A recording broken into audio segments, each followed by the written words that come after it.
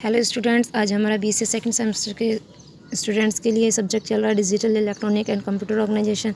और आज इसमें हम पढ़ेंगे डॉट नेट और एक बच्चों की प्रॉब्लम थी जिसे हम आज सॉल्व करने वाले हैं। ठीक है, तो स्टार्ट करते हैं। हम के मैप अच्छे से पढ़ चुके हैं कि के मैप होता क्या है। उसमें एक कंडीशन और रह रही है। अब हमने दो पढ़े थे, एसओपी और POS, सम ऑफ प्रोडक्ट और प्रोडक्ट ऑफ सम, जिसके हमने अच्छे से रूल समझ भी लिए थे। ठीक है, आज हम जो पढ़ने वाले हैं डोंट केयर कंडीशन पढ़ने वाले हैं। डोंट केयर कंडीशन होती क्या है? The don't care condition allow us to replace the empty cell, जो हमारी खाली सेल होती है ना, उस ऑफ के map to form of grouping of cell, तो उसकी ग्रुपिंग कर लेते हैं उसके साथ। We can consider the don't care cell as either 1 और 0। We can simply ignore that cell. अगर 0 और 1 के साथ बन रहा है तो ठीक है, अगर नहीं बन रहा है तो हम उसे इग्नोर कर सकते हैं, सिंपली कोई दिक्कत नहीं है। Therefore don't care condition can help to form a large group of cells. तो ये जो हमारा हेल्प करता है ना, एक लार्ज ग्रुप बनाने में, सेल्स को बनाने में हमारी हेल्प करता है। तो अब हम देख लेते हैं कि क्वेश्चन किस टाइप से आता है। मैंने आपको क्वेश्चन एक लिया है, एफ इजिकल टू ये दे रखा है।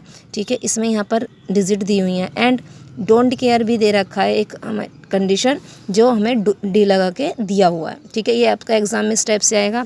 तो आपको जो क्वेश्चन होगा पेपर में आएगा, एफ इजिकल टू ये है और डी भी आपको दिया हुआ है। ठीक है, दोनों ही चीज़ें आपको मिलेंगी पेपर में, तो सब कुछ मिलना ही है। ठीक है, अब जो हम पहले करते हैं, अब ये पहले हम देख लेते हैं ये है किस में।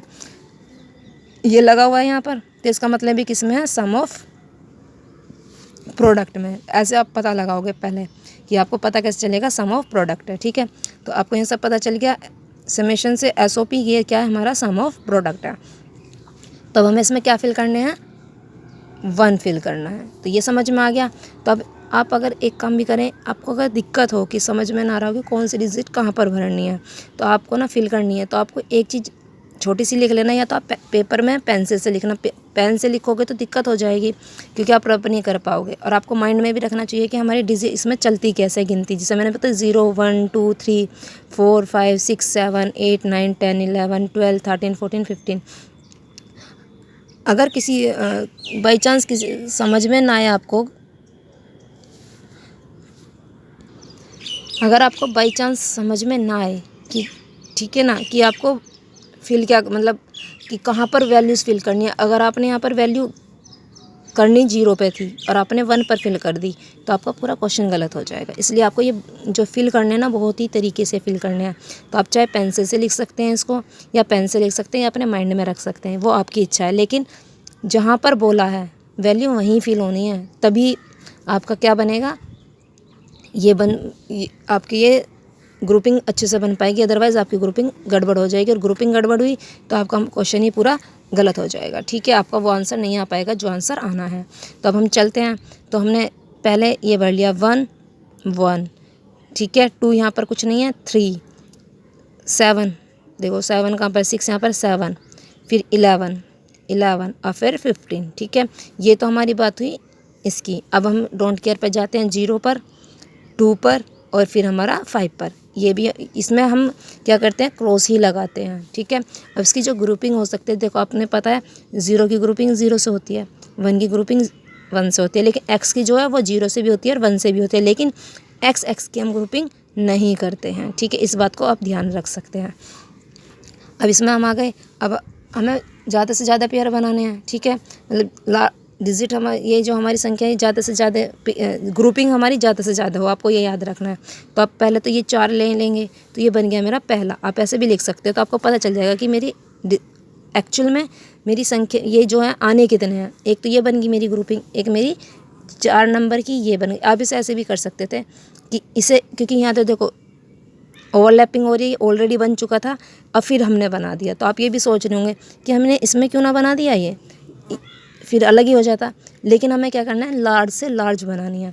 तो अगर मैं इसमें बनाती तो यहाँ सिर्फ 2 बना सकते हो, आंसर जब भी आएगा ये आपका, ठीक है, कोई दिक्कत नहीं है। लेकिन हमारा वो एग्जामिनर गलत समझ लेगा, क्योंकि इसमें क्या बताया है कि जितने पॉसिबल हो सके उतने पॉसिबल हमें लार्ज बनाने हैं। ठीक है, तो इससे अच्छा था अगर मैं इसे बनाती तो ये कम बनते 2। तो इसलिए मैंने ओवरलैपिंग हम कर सकते हैं इसमें, तो इसलिए मैंने क्या कर लिया, ये चारों ये ले लिए, ये मेरे 2 हो गए। ठीक है, अब आपको एक बात याद रखनी है कि इन सब का जो हम टोटल करते हैं ना, वो 1 आता है। इन सब का प्लस जो आता है 1 आता है। चाहे आप करके देख लेना, देखो कैसे। इसमें से कॉमन लिया क्या आया, x डैश, तो ये 1 बन जाएगा, तो W क्या बन जाएगा, W डैश। इन दोनों में से मैं लूँगी तो क्या आ जाएगा, क्या आएगा W, क्योंकि ये दोनों क्या बन जाएंगे, 1 बन जाएंगे। तो बचेगा क्या मेरा W। अब इन दोनों का क्या आ जाएगा, 1। तो इसीलिए इन सारों को टोटल करेंगे तो हमारा 1 ही आता है। इन सारों को टोटल करते हैं तो हमारा 1 आता है। ये मतलब क्लियर है पहले से ही, आप करना चाहे तो कर सकते हैं, लेकिन टाइम ही वेस्ट होगा जब हमें पता है कि इन सब का टोटल, जो सारियों का डिजिट का टोटल आता है तो 1 आता है, और इन सारी डिजिट का प्लस करते हैं तो 1 आता है। ठीक है, इस टाइप से हम करते हैं। अब इस पर देख लेते हैं बुलियन एक्सप्रेशन इसका किस टाइप से है। F = Y और Z। देखो इन सब का तो 1 ही आ जाएगा, इन सब का तो 1 आ जाएगा, बचा क्या, YZ। तो पहले वाला मेरा बन गया। सेकेंड वाले पाते हैं, इसका ये लिख दिया मैंने खोल के लिखा था कि समझ में आए, और इसे लिख दिया। मगर ये दोनों तो प्लस होते हैं और इसके इसमें मल्टीप्लाई होते हैं, इन दोनों का फिर प्लस हो जाएगा। प्लस मल्टीप्लाई की सम ऑफ प्रोडक्ट है, पहले सम और फिर प्रोडक्ट। ये हो गया हमारा। इसका ये आ जाएगा, इसमें से मैं कॉमन ले लूँगी, मैंने भी बताया था। फिर डॉट, इसमें से कॉमन ले लूँगी, तो ये दोनों क्या बन जाएंगे मेरे, ये मेरा 1 बन जाएगा, ये भी मेरा 1 बन जाएगा। तो इन दोनों से ये बचाएगा ये, तो ये मेरा इसका आंसर आ गया। डोंट केयर समझ में आया, डोंट केयर। अब देखो आप ये सोच रहे होंगे ये रह गया, ये रह गया, तो हम इसे ऐसे ना बना लेते। इसमें इनकी ग्रुपिंग करने की कोई ज़रूरत नहीं है। सिर्फ हमें जो हमारे डिजिट दी हुई हैं 1 और 0, हमें सिर्फ उनकी ग्रुपिंग करना अनिवार्य है। इनको आप इग्नोर कर सकते हैं, आपको क्वेश्चन में भी लिख रहा है कि आप उसे इग्नोर कर सकते हैं उस सेल को। ठीक है, तो इसलिए मैंने भी इन दोनों को क्या कर दिया, इग्नोर कर दिया। अब इसका ना मतलब अगर एग्ज़ाम में आता है तो आपको बताना है, नहीं आता है तो आपको नहीं बताना है, लेकिन मैं फिर भी आपको बता दूँ इसका एक बार लॉजिकल गेट कैसा होता है। इसमें 3 डिजिट हैं, आप देख सकते हैं। हमारे पास Y है, Z है और W है। ठीक है, हमारे पास 3 ही है, अगर 4 होते तो हम 4 बना लेते। तो W, Y और Z। तो हमने देखा कि हमारा सिर्फ कॉम्प्लीमेंट तो ऊपर वाले में था, गेट हमें इसमें चाहिए। ठीक है, अब ये बता, यहाँ पर जो डॉट है, यहाँ पर डॉट है ना इनके बीच में, तो डॉट में कौन सा चाहिए था, एंड गेट। ठीक है, और हमें प्लस में चाहिए। तो इसी टाइप से मैंने गेट के नाम भी लिख दिए। तो आपने देखा ये गया यहाँ पर और ये दोनों का यहाँ पर। ठीक है, इन दोनों का ये बन गया यहाँ पर। इसका ये लॉजिकल गेट है। आप चाहें, पेपर में आता है कि इसका लॉजिकल गेट बनाना है तो आप बनाएंगे, अगर नहीं आता है तो आपको नहीं बनाना है। तो अब हम चलते हैं क्वेश्चन पर। बेटा ये क्वेश्चन है हमारा मई 2007 का है, सेक्शन बी में क्वेश्चन नंबर 6 है। F = ये दे रखा है और ये हमारी डिजिट्स दे रखी हैं। ठीक है, तो अभी हम क्वेश्चन देखते हैं। इसमें दे रखे हैं PQ और RS। ठीक है, उसके बाद आप ये अपने आपको इतने क्वेश्चन करते हुए आ रहे हैं तो आपको पता होगा ये कहाँ से आया। ठीक है, फिर आपको ये भी मैंने छोटा छोटा लिख दिया है ताकि कोई दिक्कत ना हो, आप पेंसिल से भी यूज़ कर सकते हैं, 0 1 2 3, ताकि कोई आपको दिक्कत ना हो। फिर मैंने 0 की जगह 0 रख दिया है, 3 की जगह 3, सबकी जगह मैंने डिजिट फिल कर दी हैं। ठीक है, अब मैं क्या करूँगी, मैं सेम ग्रुपिंग बनाऊँगी। पहले मैंने एक ग्रुपिंग बना ली है 1, आप वैल्यू तो फिल कर ही सकते हैं 1। अब देखो इसकी 2, आप अपने माइंड में भी रख सकते हैं इस चीज़ को और पेपर में भी कर सकते हैं, कोई दिक्कत तो आने नहीं वाली है। और ये हमारी 3, और भाई ये अकेले हैं, आपको बताया था ना एक ही ग्रुपिंग बन सकती है, अकेले की कोई दिक्कत नहीं आएगी। तो ये बन गई 3, ये हो गई हमारी 4 और ये हो गई हमारी 5। इतना समझ में आ गया आपको, 5। ये आपकी ग्रुपिंग बन गई। इनका नहीं बन रही है ना, कहीं है ही नहीं, बना नहीं सकते, तो अकेले अकेले छोड़ देंगे हम इन्हें। समझ में है, इसका हम बनाते हैं एक्सप्रेशन।